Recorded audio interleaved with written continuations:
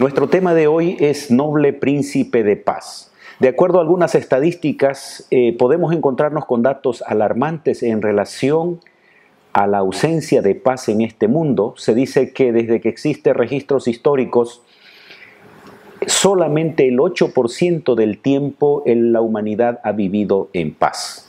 Se menciona también de que hay más de 8.000 tratados de paz que han sido rotos como consecuencia de aumento de la violencia en este mundo. En el último medio siglo después de la Primera Guerra Mundial se tiene una estadística de que por cada año solamente ha habido 2 minutos de paz. Qué importante la necesidad de la paz en nuestro mundo. Por esta razón, la lección de esta semana va a hablarnos un poquito acerca de cómo este príncipe de paz prometido en las Sagradas Escrituras puede hacer la diferencia en este mundo y en nuestras vidas.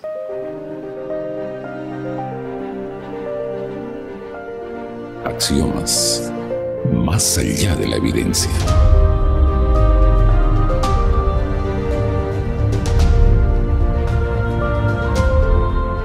Bienvenidos queridos amigos, queridos seguidores de Radio Nuevo Tiempo y las redes sociales al programa de Nuevo Tiempo, Axiomas. El tema de hoy es Noble Príncipe de Paz. Para ello tenemos dos amigos invitados, Pastor Rubén Huanca, bienvenido querido Rubén. Luego Gracias. vamos a pedirte un saludo a nuestra audiencia y también un saludo especial también al Pastor Víctor Mancilla. Rubén, por favor, un saludo. Luego nuestro Pastor Víctor va a saludar y también guiarnos en oración. Amén. Que Dios pueda bendecir a cada familia que nos está viendo, queridos pastores.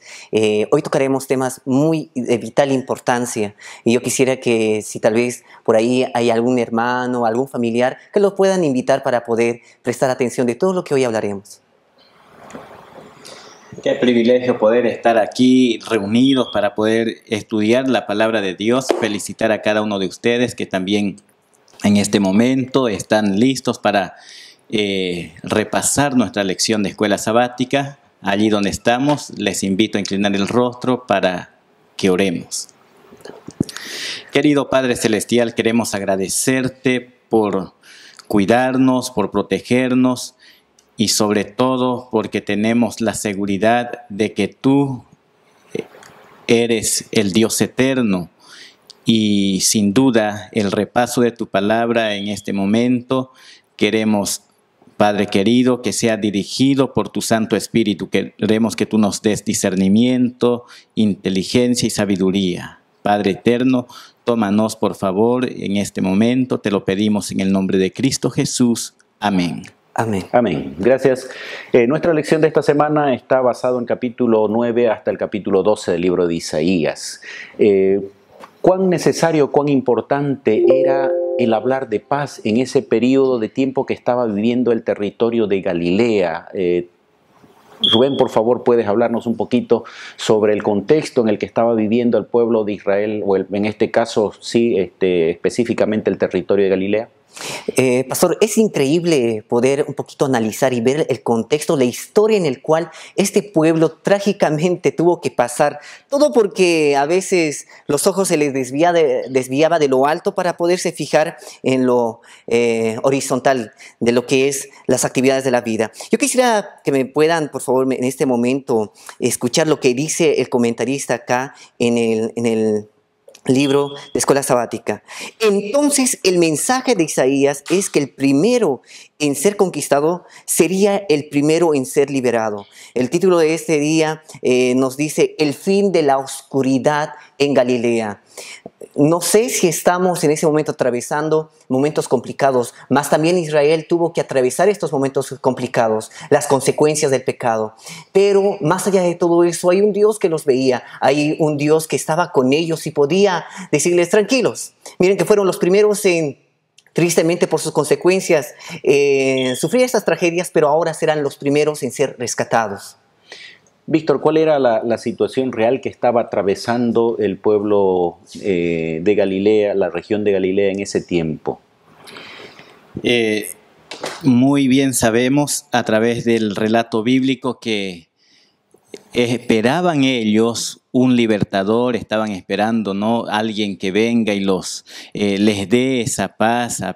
Sabemos que el pueblo había atravesado por distintas guerras y había sufrimiento, había desesperación, había una incertidumbre, pero ahí aparece la promesa de un príncipe de paz, ¿no?, de alguien que iba a traer esperanza, de un Mesías. Recordando tal vez el versículo 29 del capítulo anterior, el 8, ¿no? Mirarán la tierra y he aquí que tribulación, tinieblas, oscuridad y angustia serán sumidos en las tinieblas. Está hablando de cuando no existe Dios, cuando el ser humano está viviendo en aprietos, en dificultades, parece que está en tinieblas. Y el pueblo de Israel, por errores propios, por no oír la palabra de Dios también a través de los mismos líderes, se habían sumido también en esta situación de opresión, de tragedia. Y es interesante ver que Dios no deja al ser humano, no deja a su pueblo en una situación crítica, aun cuando, entre comillas, se lo merece. Y ahí es donde menciona Víctor cuál es la solución. Y vamos a analizar un poquito esta descripción que se da de este príncipe de paz. Al principio yo decía que nuestra humanidad requiere de paz, necesitó siempre de paz porque ha vivido permanentemente en conflicto, en guerras y buscando la paz, inclusive haciendo guerras tratando de ponerle paz al mundo, pero no ha dado resultado. Y cuán importante es hablar de un príncipe de paz en estas circunstancias. Leamos a partir del versículo 6 las características de este príncipe de paz que presenta Isaías. El versículo 6 de Isaías 9 dice: porque un niño nos es nacido, hijo nos es dado, y el principado sobre su hombro, y se llamará su nombre admirable, Dios fuerte, Padre eterno, príncipe de paz. ¿A quién se refiere? ¿Cómo se aplica esto, Rubén? ¿Podemos nosotros pensar en alguna persona? Normalmente nosotros cuando leemos este versículo vamos directamente a Jesús, pero algunas personas han intentado darle alguna interpretación local, tal vez, cómo esto puede ayudarnos a tener una interpretación correcta pensando específicamente en el Mesías. Pastor, hay cualidades que solamente las tuvo y las tiene Jesús. Como usted dijo, ¿no? Muchas personas empezaron tal vez a enfocar su mente en otras autoridades líderes en aquellos tiempos, diciendo, él tiene esas cualidades, pero no eran todas. Algunas sí, tal vez en el requerimiento de ellos sí las tenía, pero más Jesús tenía todas las cualidades, los nombres por excelencia que fueron atribuidos a su persona.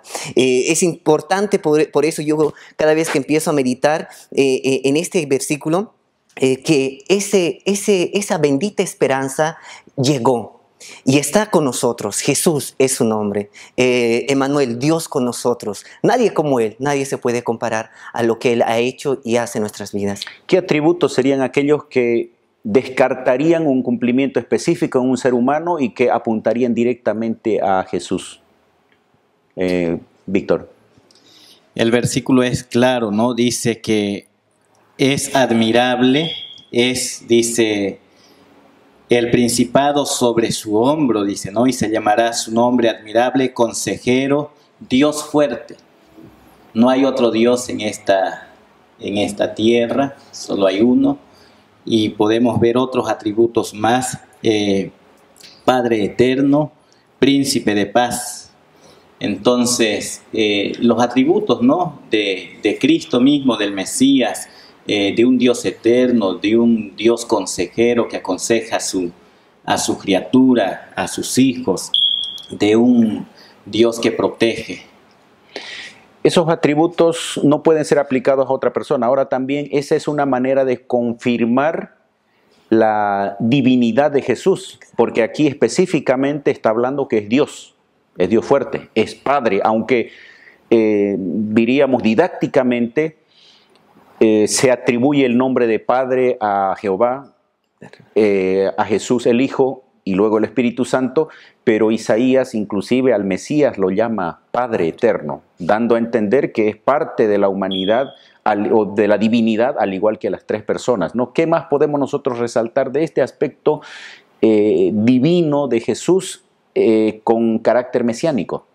Me gustaría resaltar que nosotros debiéramos sentirnos muy consolados al saber que existe alguien que es nuestro Padre y que dio lo más preciado, y que a ese lo más preciado, que es Jesús, lo considera lo máximo. Y nuestra vida debiera ser nuestra bendita esperanza, ya que es la única persona que nos puede sacar y dar paz. Nos puede sacar en momentos de tragedia y al mismo momento dar paz a nuestra vida, que ahora, pastores, lo necesitamos por todo lo que estamos atravesando con esta pandemia. Y ahí es mencionado como el príncipe de paz. Ahora, cuando Jesús estuvo acá, Él dio características del tipo de paz que Él quería poner en el mundo. ¿Cómo podemos diferenciar nosotros esa paz que Jesús pregonó de la paz que a veces el mundo busca? Él mismo hizo una diferencia.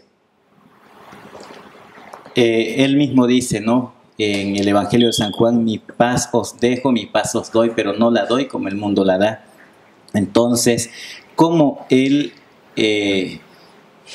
mostraba la paz verdadera? En la vivencia, ¿no? Vemos que sirviendo a las personas, ayudando, sanando, restaurando y perdonando, podía dar paz en aquel entonces a las personas, pero también lo puede hacer ahora. Es decir, no solo la paz se encuentra en las cosas materiales, sino en ir a Jesús, porque Él es la paz verdadera.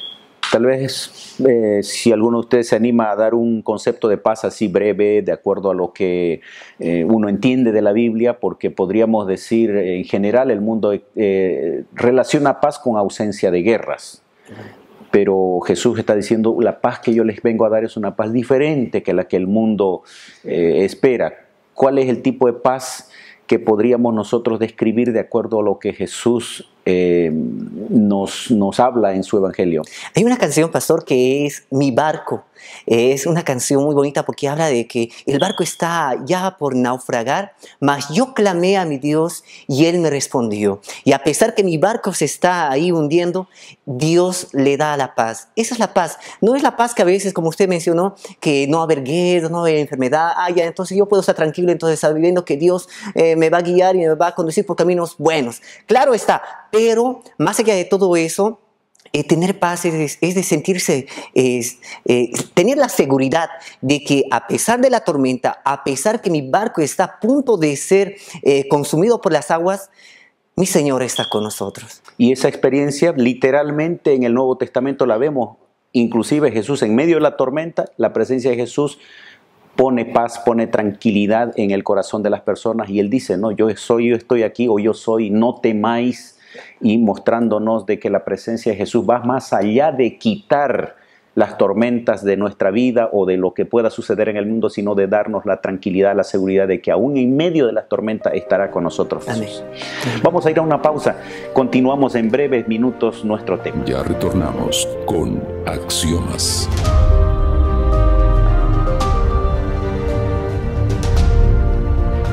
Bienvenidos una vez más, queridos amigos, a nuestro estudio de la Escuela Sabática. Estamos en el libro de Isaías, estamos a partir del capítulo 9 hasta el capítulo 12, Noble Príncipe de Paz. Hay una parte en el capítulo 9 que habla sobre la vara de la ira de Dios. ¿Cómo podemos entender esto, Rubén, por favor? Me encanta este estudio de este día porque vemos una de las bellas cualidades que Dios tiene es ser paciente. Alguien preguntaba, ¿no? ¿Y por qué Dios tantas veces castigaba de forma consecutiva y no de una vez por todas y que aprendan la lección? Miren, si Dios hacía eso, ustedes lo saben muy bien, pastores, que Dios lo hubiera exterminado, pero Dios no es así, tan tajante como a veces muchas personas lo ven. Es un Dios que da oportunidades. Es un Dios que a pesar que es juez justo, también es padre y que da oportunidades a sus hijos para poder convertirse. Y esas oportunidades, aunque son ilimitadas, pero llega un momento en el que también el uso del libre albedrío, el elegir erradamente tiene sus consecuencias. Pastor Víctor. Para entender exactamente lo que se refiere aquí en cuanto a la ira de Jehová o la vara de la ira de Dios, como dice la lección, debemos entender que no es que Dios se enoja con el pecador y porque no lo ama, entonces lo va a destruir. Al contrario, son las consecuencias de nuestros pecados que nos llevan al sufrimiento, nos llevan a la tristeza, a la derrota, porque en realidad Dios es amor.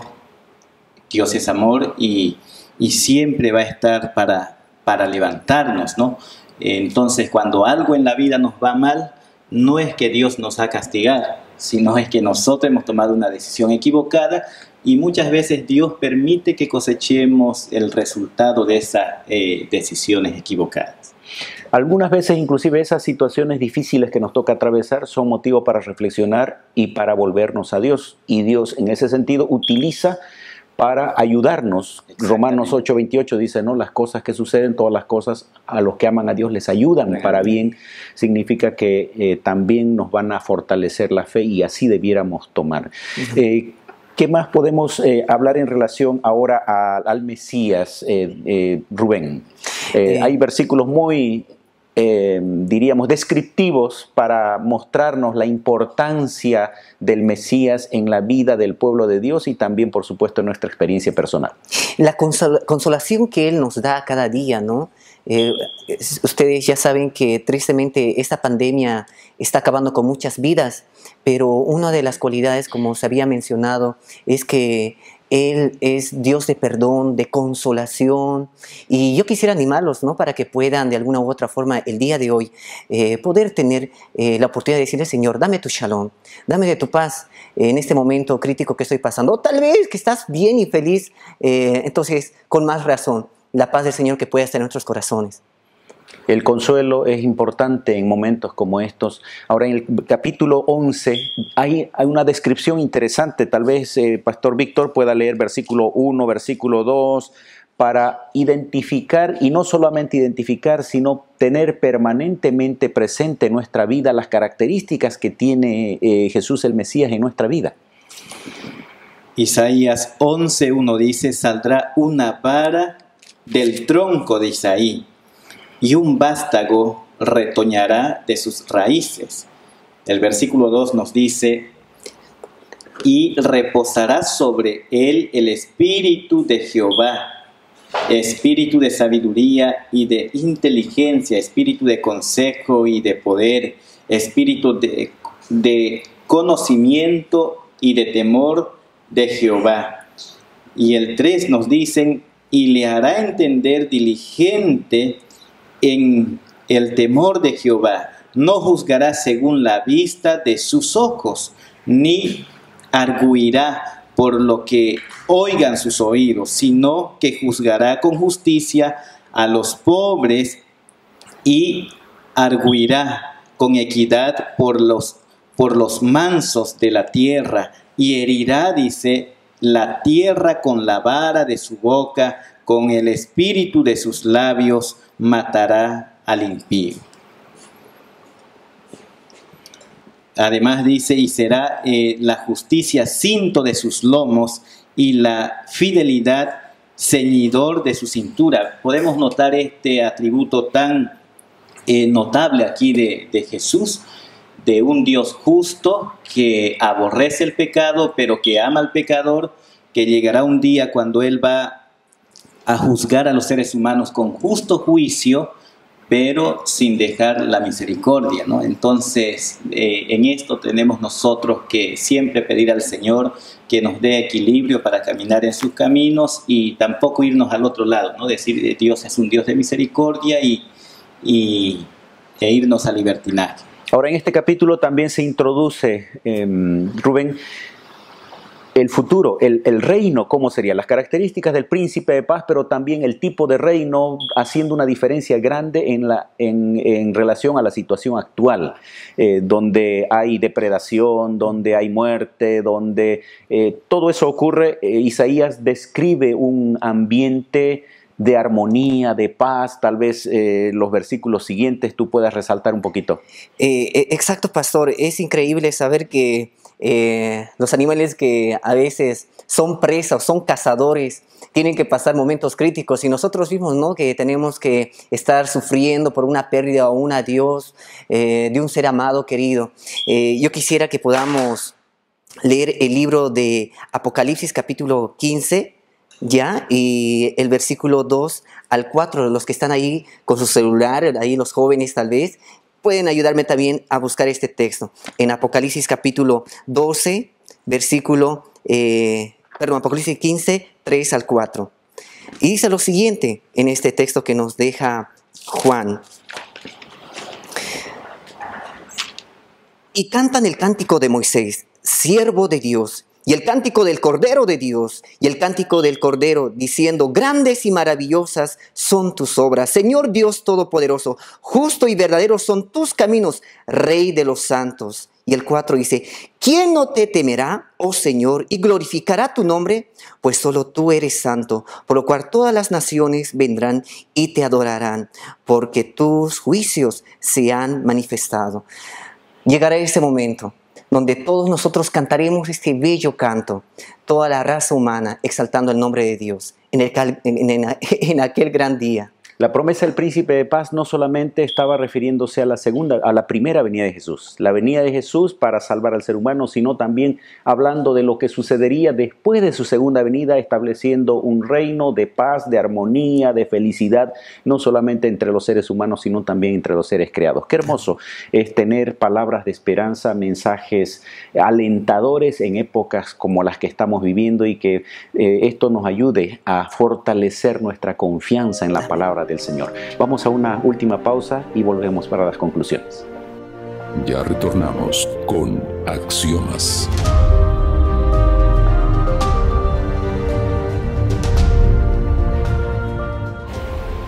Amigos, hemos llegado al final de esta lección, noble príncipe de paz, que identifica a Jesús como el Mesías en su primera venida y también su obra en la segunda venida en favor de sus hijos. Gracias Rubén, gracias Víctor por acompañarnos en este corto diálogo sobre la lección de la escuela sabática y quiero pedirles por favor que puedan dar algunas reflexiones finales breves, por favor Rubén y luego Víctor.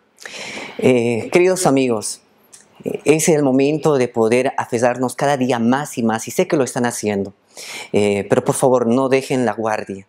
Tenemos que sentir realmente cada día la paz de Dios, una paz que es muy sabia, muy inteligente, donde Dios hace presencia en nuestras vidas.